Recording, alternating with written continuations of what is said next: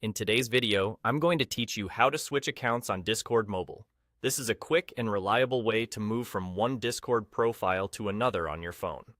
We'll keep it simple, and I'll add helpful context so you know exactly what to expect at each step.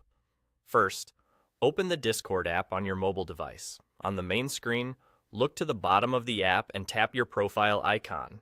It's the small circular avatar at the bottom, and tapping it opens your profile panel. This is where you can see your account info and shortcuts. Next, look to the top right of that screen and tap the gear icon. That opens your full settings. Depending on your device, it may appear as a small cog, but it functions the same across platforms.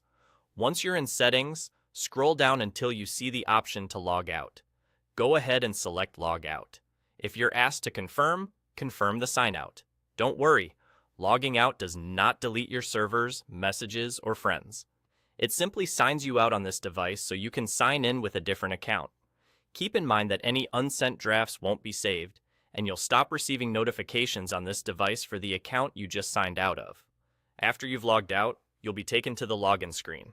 Here, enter the credentials for your other Discord account.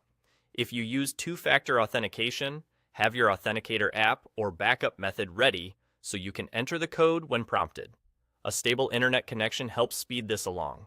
If you use a password manager, this is a good time to autofill securely. Once you're signed in, you'll land back in Discord, now under your other account. You can verify this by tapping your profile icon again to check the username and avatar, or by noticing the different servers and DMs that belong to this account. From here, you're all set to chat, join voice channels, and manage servers as usual.